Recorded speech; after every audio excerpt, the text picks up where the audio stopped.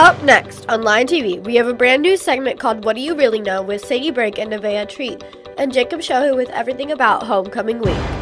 And me, Lexi Farron, talking about how the temperatures are on the rise this weekend. All that and more, Lion TV starts now.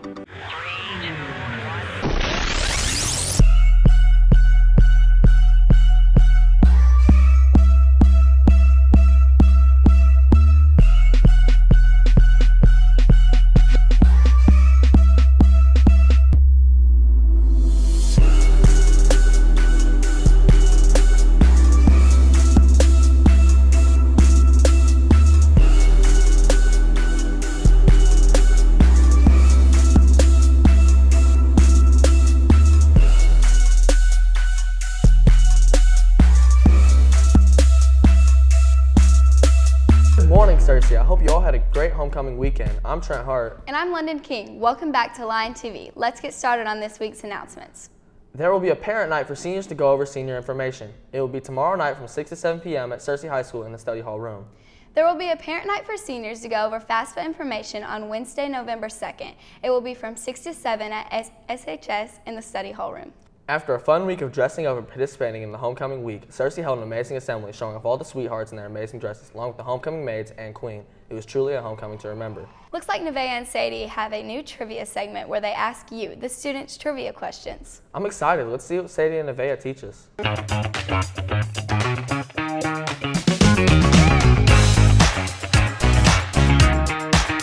Hey guys, I'm Sadie. And I'm Nevaeh. And we're here with What Do You Really Know? The segment where we go around and ask students and teachers trivia questions to see what they truly know. We're here this week with some students asking about their knowledge in history and pop culture. Let's get right into it. What is the largest organ in the body? The brain, the skin, supranostril notch, or the small intestine? The brain. What's the largest organ in the body? The brain, the skin, the suprastral notch, or the small intestine? The brain. Looks like not too many people are using their brains to answer these questions. Good one, Nevaeh. Now let's hop over to some pop culture trivia. Hailey Bieber is the daughter of what famous actor? Tom Cruise, El Paco, Pacino? You don't know who Al Pacino is? Lily. Stop it. We're recording. She doesn't know who Al Pacino is. Who? You don't know who Al Pacino is? We're literally The Godfather, Scarface, Goodfellas. What is Lady Gaga's birth name? Lillian Bendrover Green, Magnus LaRose Ombre, Stephanie Joanne Angelina Duramonta, or Gertrude Grandis Lamona? Gertrude? Was that right? It's crazy just how out of touch some people are. I know. Can't even get to know a girl past her stage name. Shame. What's next? How many Great Lakes are there and how many oceans are there? There's one Great Lake. And like 3 oceans? 5 oceans? What is the first state in the U.S.? Florida, Indiana, Delaware, or Puerto Rico? Delaware. There's like 4 or 5 oceans, maybe 6, maybe 7. And there's, what was the other part? The Great Lakes. How many Great Lakes? Oh, there's probably like 4 or 5 or 6 of those. Wow, looks like some people need to touch up on their geography. Yeah, I know, right? Well, we have a trivia question to leave you with. How many Earths can fit in the sun? We will have that answer for you in the next segment. See you next time, Cersei. Well, I feel enlightened. No kidding. I really need to brush up on my trivia knowledge. Me too. Let's start by taking a look at some current events. Russia unleashed a lethal barrage of strikes against multiple Ukrainian cities Monday, smashing civilian targets including downtown of Kyiv, where at least 6 people were killed amid burnout cars and shattered buildings. The onslaught brought back into focus the grim reality of the war after months of easing tensions in the capital. Telemedicine exploded in popularity over COVID-19 hit, but limits are returning for care delivered across state lines. That complicates follow-up treatments and other types of care, including mental health therapy and routine doctor check-ins. Over the past year, nearly 40 states and Washington, D.C. have ended emergency declarations that made it easier for doctors to use video visits to see patients in other states.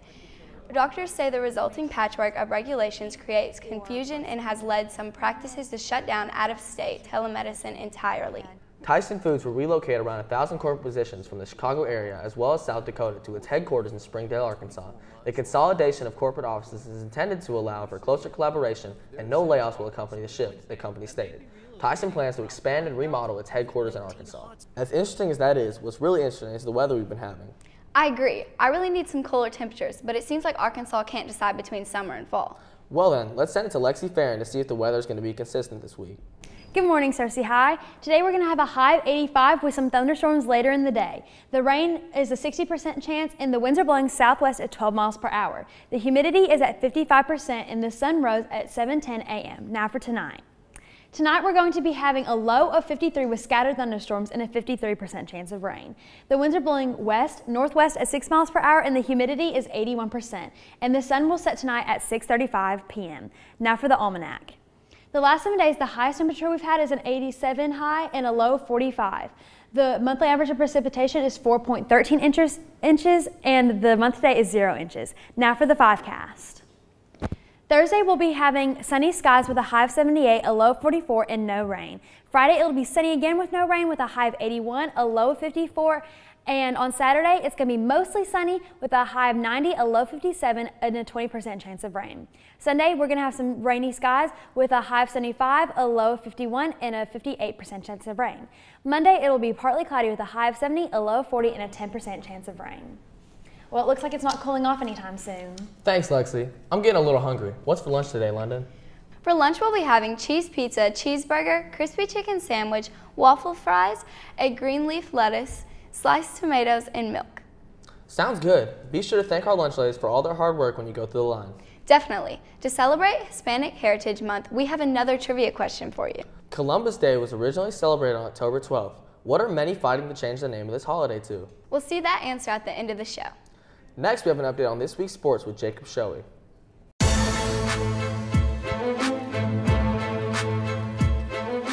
Good morning, Cersei High. We have a lot of sports to talk about going into this Wednesday morning, so let's jump right into it. In local sports, the Cersei Lions volleyball team had a game last Thursday where they traveled up to West Memphis to take on the Blue Devils, where they lost 2-3, putting their overall record at 7-13.